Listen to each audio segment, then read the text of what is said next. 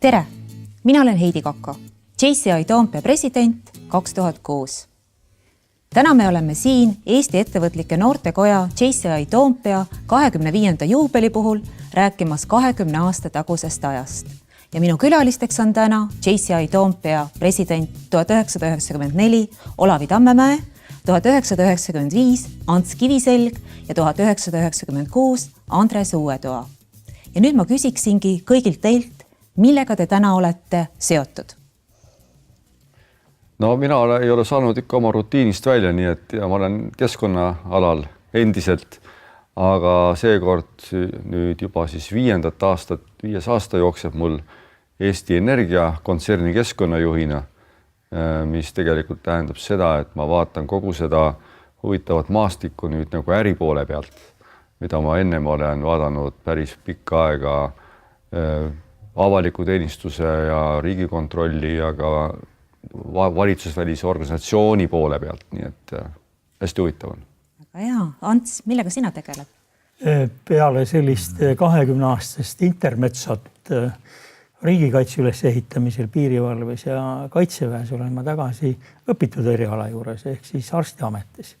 Et peale sellist 25 kuust pingutust, mis järgnes siis kaitseväest pensioneerumisele, olen taastanud oma arstistaatuse, teinud terve rida eksameid ja toimetan siis taastusravi psühhiaatria ja spordiarstina. Väga palju. Ja ütleme, ikka ühiskondliku poole pealt siis püüan olla aktiivne Rodaris ja mõnes teises kohaski. Ja lisaks sellele ootan siis 7. lapselast. See on põnev aeg kindlasti. Andres? Et mina olen ka üsna pikka aega juba tööl ühes ettevõttes, aktsiaseltsis siis Balteco, kus ma olen peakonstruktor ehk tegelen uute toodete väljamõtlemise ja tootmisse juurutamisega. Ja lisaks sellele siis sel aastal oma mugavustsoonist väljudes olen proovinud ka õppejõuametit ehk siis külalisõppejõuna Eesti Kunstiakadeemias õpetan materjaliõpetust. Väga põnev on kuulata ühes samast perioodist nii erineva valdkonnaga välja kasvanud inimesi. Ja mul on eriti hea meel, et mul on olnud võimalus teid just täna siin külalistena intervjueerida, sest minu esimene kokkupuude JCI-ga toimus just aastal 1995. Nii et sellel aastal, kui Ants oli Toompea koja president. Ja mina ütleks, et minu tolle aasta kõige eredamaks hetkeks oli üks konverents, mis toimus Sangaste lossis. Ja nüüd ma palungi teil kõigil oma aastast meenutada selliseid eredamaid hetki, et mis olid need, mida te peate sellisteks tähtsündmusteks, mis teie aastat teie jaoks ilmestama jäid, või siis mida te leiate, et oleks kindlasti pidanud teistmoodi tegema. Et hakkame Antsust peale sellest 95. aastast, kuna ma tegin juba sinna sissejuhatusel kergelt ära, et kas sina ka seda Sangaste konverentsi mäletada? Ja minul on olnud selle Seychelles'is neid konverentsi üsna palju. Pea enamuses Eesti asustatud kohtades. Ja konkreetselt ütleme, kui sa praegu nimetad konkreetselt Sangastes, mul meelde ei tule. Kui ma nüüd oma arhiivi vaatan, siis ma leian sealt kindlasti üles ja võib-olla siis tuleb ka mulle midagi sellist nagu meelde. Aga see 95 aastal minu jaoks selles mõttes natukene erinev võrreldes teiste 7 aastatega, et olles 93. aastal Eesti koja president. 94 siis nii-öelda see baaspresident. Ja 95, kui ma see 40, et 7 aasta aeg hakkas täis saama, eks ole.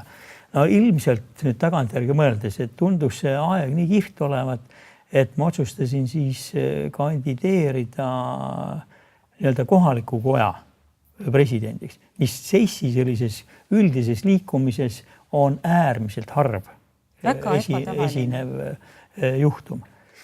Ja sellest aastast, ütleme, on üsna mitmeid niisuguseid põnevaid asju, mis on meeles.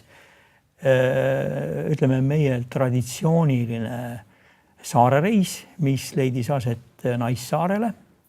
Sellega on seoses mul meeles, et meil oli kaasas üks suur juustukera, mis hommikuks jalapärasel kombel oli ära käinud. Mingit looma jälgi seal nähtaval ei olnud, aga eks see oli siis mõni möödarändaja võttis selle kaasa. sellega seoses veel see, et ilmad olid nii soojad, et telgis tegelikult ei pidanudki magama, et piisas ennast nii-öelda rannaliivale pikali viskamisest ja oli nagu öö kerge mööda saata. Siis teine reis on seotud meie Kotka twinninguga ja Kotka merepäevadel osalemisega augusti alguses samal, kusagil 20. augusti paiku, võib-olla natuke varem.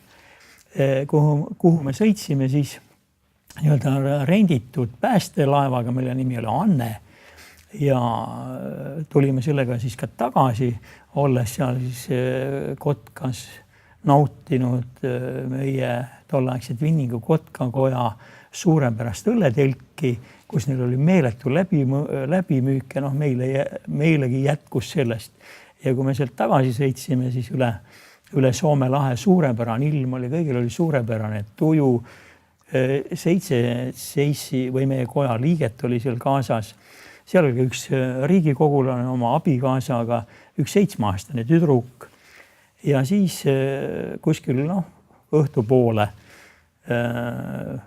mootorid jäid teatud põhjustel seisma ja tuli tuul ja tuli sisuliselt nagu torm.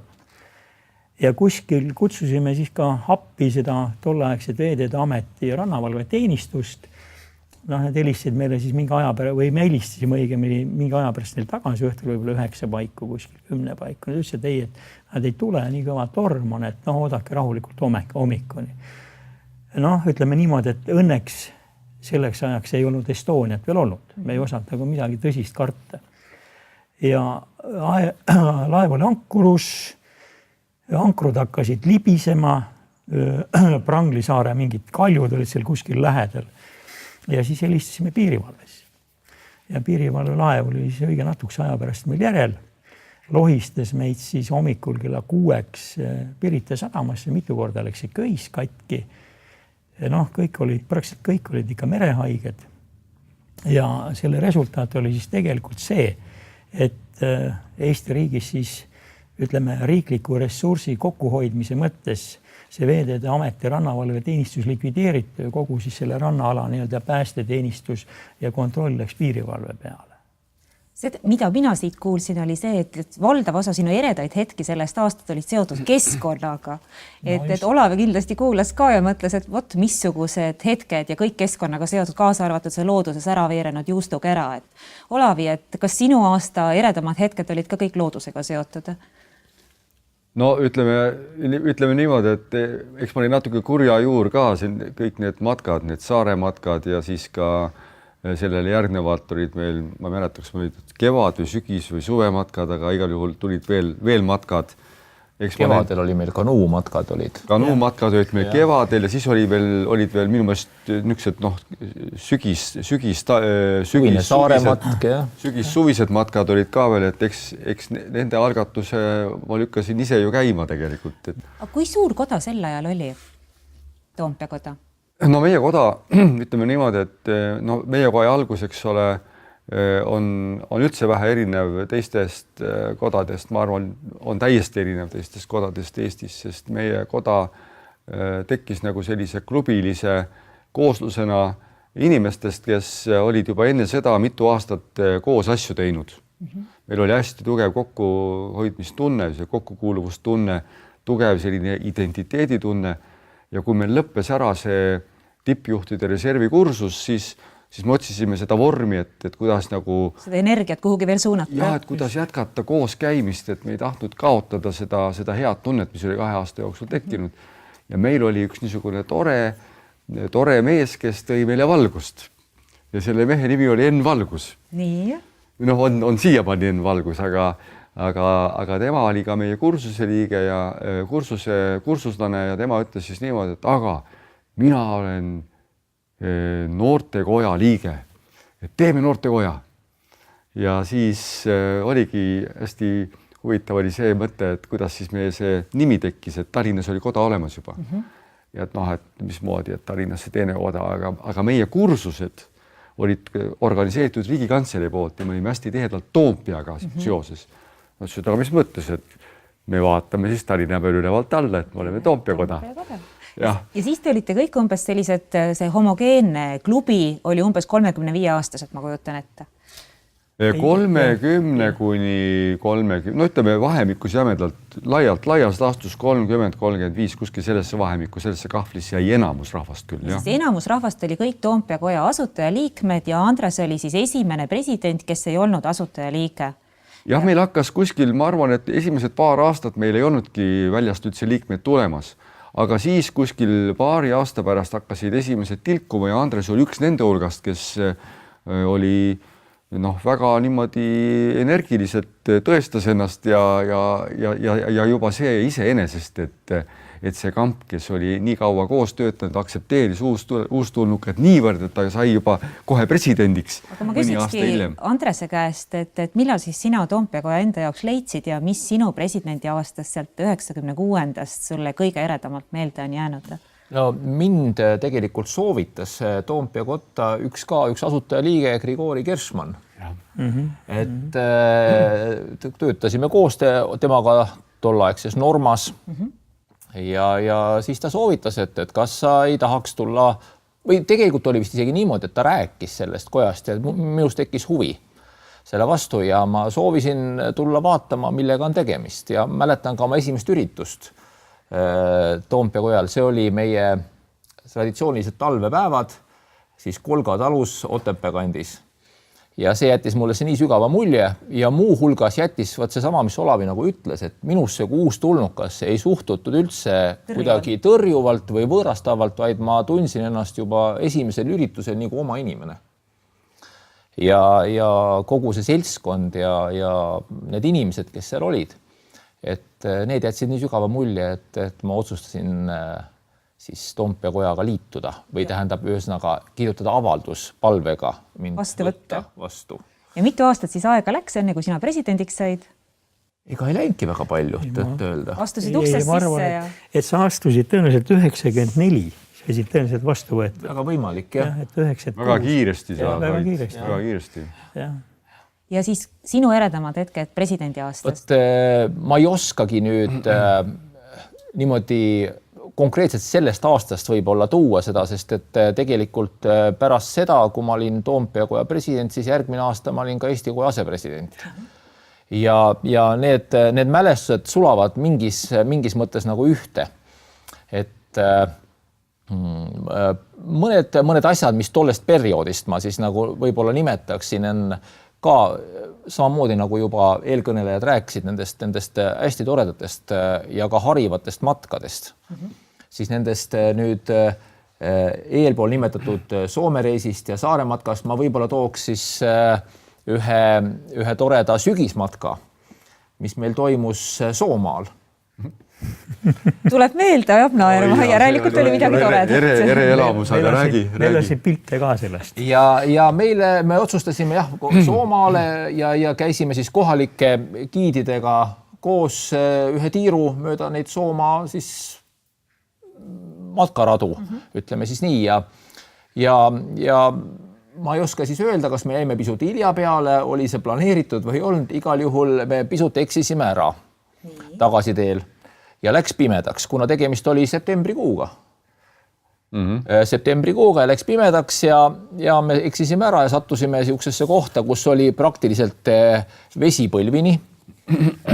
Siis puud olid üsna tihedalt ja muu hulgas ka maha langenud puud olid tihedalt ja läks nii pimedaks, et tegelikult endast enam, ütleme, meetri või 1,5 meetri kaugusel olevat inimest ei näinud.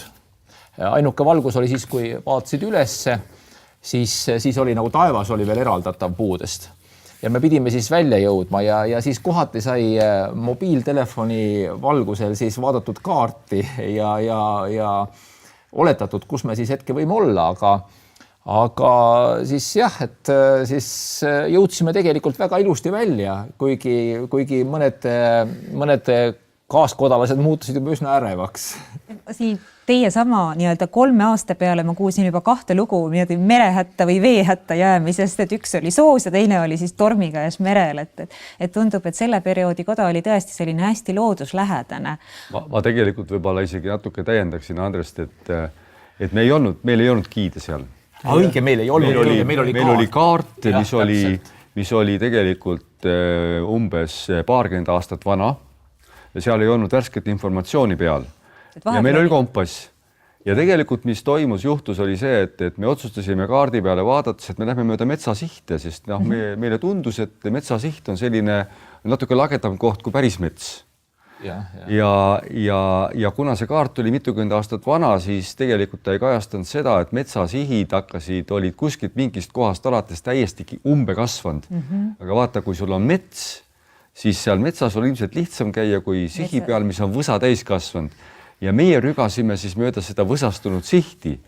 Ja tegelikult ei eksinud me kordagi ära, sest me läksime täpselt õiges suunas, aga inimeste meeleolu läks mõruks selle peale, et äkki oli vett juba üle pahklu ja siis oli juba poolest säärest ja siis oli pime ka juba. Ja siis läks osadel inimestel, kes ei olnud eriti harjunud käima, läks nagu natuke mõruks tunne, aga me ei eksinud ära tegelikult kordagi. Ja tegelikult meid ootas ees köötud saun, kaetud laud, soe tuba ja lahked inimesed ja lahke rahvas, lahke pererahvas, nii et siis oli see matk kõike seda väärt. Täiesti. Aga tagasi tulles nüüd selle looduse juurde ja ühistegemiste juurde, selle klubilise vormi juurde, et kui palju te teiste kodadega koostööd tegite ja ma tean, et sellest perioodist on üks väga suur ja huvitav projekt, mille nimi on Save Baltic Sea. Et kas see oli selline kodade ühistegemise projekt või isegi rahvusvahelises liinis projekt, ma tean, Kotka koda oli Twinning koda sel ajal juba vist, et kui palju te nagu Eesti teiste kodadega koostööd tegite ja kuidas see Save Baltic Sea kui projekt sündis? Ma usun, et meil kõigil on mingi kild mäletada siin, et see Save the Baltic Sea oli tegelikult Balti merd ümbritsevate riikide JCI erinevate kodade selline ühisprojekt. Ja ma tean, et seal minu teada olid seal soomlased, seal olid rootslased, seal olid taanlased, seal olid eestlased, aga ma ei tea, kas seal kedagi veel oli, kas mõni riik oli veel? Ma nagu ei usu praegu. Et seal nagu ütleme ikkagi need Läänemere äärsed riigid, võib-olla et oli ka Saksamaa. Ma just mõtlen, kas Saksamaa oli või ei olnud, ma ei mäleta enam sakslasi, aga mul on väga hästi meeles soomlased, kellega me tegime tihedamalt koostööd ja taanlased tegelikult sellest ajast. Ja Balti meri sai siis päästetud? Tegelikult oli meil kõigil mingi projekt, tähendab, see oli sellises see Save the Baltic Sea oli selline raamprojekt ja selle sisse tulid oma projektidega, tulid siis need noortekojad, kellel tekkis võimalusi ja kellel oli ideid ja mõtteid, et kuidas siis oma selle projekti osaga või killuga tulla sinna sellesse raami. Ja näiteks Eestis me tegime projekti, mis oli suunatud lastele, et tekkis selline idee, et teha nagu animeeritud selline ütleme pilt näidata lastele, et kui näiteks nagu lastepäraselt, et pilti, kuidas sa sõidad ja viskad mingi prahi vette, et mis siis selle veega juhtub. Või kallad, ütleme, sul läheb paat ümber ja sealt läheb näiteks kütus merre, et mis siis juhtub selle merega. Aga see on niisugusest nagu visuaalselt niimoodi jälgitav. Või siis näiteks, et pissid üle paadiserva pildikult öeldes, et mis see teeb, mis see kalale teeb. Mingil hetkel kala keeras külje üles, hakkas heli ujumist näitama seal juba tead. Ja siis näitas, kuidas see päike mõjub ja kuidas see päikesekiirgus mõjub siis kogu selle tegevusele kaasnevalt. Nii et niisugused erinevaid merd mõjutavaid komponente oli püüdud siis nagu niisuguses visuaalselt jälgitavas pildis lastele kuvada. Et lastel tekiks niisugune keskkonnateadlikkus, see oli nagu keskkonnateadlikkust kasvatav projekt Eesti poolt. Veel midagi sellest ajast suuremate projektidele? Ma nimetaks veel niisuguse projektid, see ei ole nagu selles mõttes projekt, aga mis meil oli ka üsna traditsiooniline, oli suvel nii nimetatud presidendi sauna põletamine, eks ole. Ja see oli siis nii, et see oli jaani õhtu lähedal 23. Me tõenäoliselt kunagi nagu ei ohverdanud selle jaoks, et pered olid ikka nagu esimesel koha peal reeglina. Et see oli siis päeva 2 varem. Ja Olavi vist selle või Egert selle vist algatas 93 juba, ma arvan, kui Egert president oli. Võimalik. Ja või oli see, kuskil seal all. Et mina tean, et minul oli see kohustus, et korral teha see ja ma tegin Käsmus. Ja reeglina ei olnud see nädalavahetusel, reeglina oli see tööpäeval. õhtul mingi 8-9 koguneti sinna. Vahetevahel oli seal ees ka mingisugune mingisugune projektikene, räägiti juhtimisest ja midagi sellist. Ja siis Käsmusse sauna praegu olemas, kus me seal siis sauna põletasime, juhtus väga ilus ilm olema. Ja Jaanituli oli siis selles, kus oli tollal ja ka praegu see vana majakas. Ja mere ääres hästi romantiline. Hommikul siis, kui päike üsna kõrgel oli, eks ole, siis sõideti koju, viidi lapsed, ma ei tea, koolis enam ei olnud, aga viidi naine tööle, mindi ise tööle, eks ole, ja mingit magamist enam ei olnud, suveöö. See, mis mulle nagu meelde tuleb sellest. Aga kui üldiselt nagu rääkida selle perioodi sellistest nendest projektidest, siis eks need projektid eelkõige oli ikkagi suunatud nagu koja enda ja ütleme nagu selle sõpruskoja või teiste Eesti koja sellise omavahelise suhtlemisele. Et eks seal oli ka koolitamist ja nüksest rahvusvahelistest erinevatest õppeprogrammidest, liitprogrammid, osavõtmist. Aga juba see, et nagu korraldada mingisugune seltskondlik üritus kuskil Eesti teises otsas, mingi teise kojaga koos, see andis väga, väga hea sellise organiseerimiskogemuse. Ütleme 95. aastast korvpalliturniir, eks ole, mis me tegime, mis tehti ka seisi korvpalliturniir läbi aastate. Oli nii, et Toompea koda oli üks kõige kõvem organiseerija, aga see tehti Haapsalus, koos Haapsalu kojaga. Et ütleme selliseid Eesti koja projekte oli küll ja küll. Siis üks projekt veel, mis meil oli, kas see oli südamejooks või? Vaata, mis Tiiu Mäe abiga sai organiseeritud veel. Et me alustasime just sellel perioodil seda.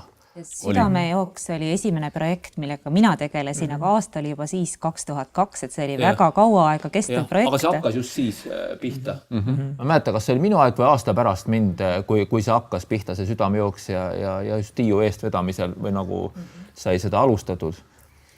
Just, aga vaata, mida ma tahaksin ikkagi rõhutada, et mida mina nagu tajun kogu aeg, kui ma meenutan toda aega, et see tohutu power, mis oli kojas, et sa Ants võib-olla täiendad mind, aga päris 90. alguses, kui me koja lõime, siis äkki plaksuga me mehitasime ära Eesti koja, selle katuskoja praktiliselt pool juhatust oli Toompealt ja see kestis mitu aastat järjest ja siis mingil hetkel enam ei olnud pool juhatust, vaid oli seal vähemalt 1-2 meie oma alati sees. See oli niisugune naljakas lugu, et lihtsalt aga see koda ongi ju inimesed ja kui Andres tõi enne välja selle, et teda võeti kohe omaks, vaatamata sellele, et Toompea koda sai alguse sellisest lähedasest klubilisest nagu seltskonnast, et kui sa nüüd võrdled, et missugused need inimesed olid siis võrreldes võib-olla nagu tänase kojarahvaga, kellega võib-olla isegi nii palju kokkupuudet ei ole, aga kui sa nagu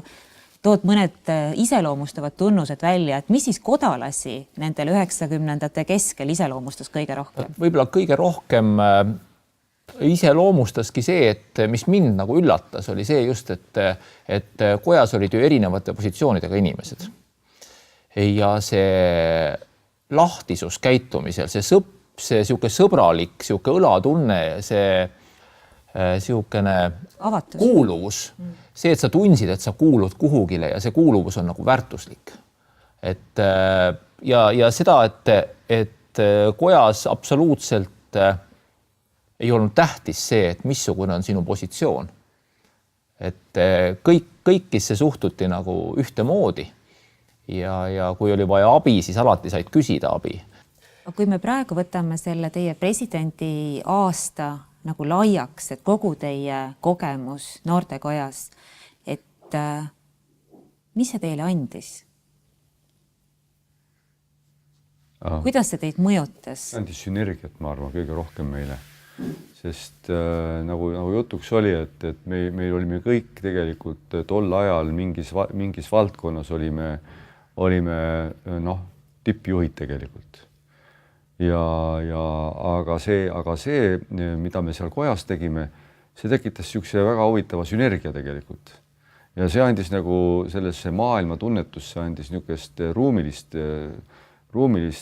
pilti juurde, et vaata, kui sa vaatad kogu aeg mingi ühe sektori alt, eks ole, siis sa võid näha seda pilti küll, aga sa näed teda võib-olla rohkem tasapinnaliselt või need mõõtusid ei ole nii palju.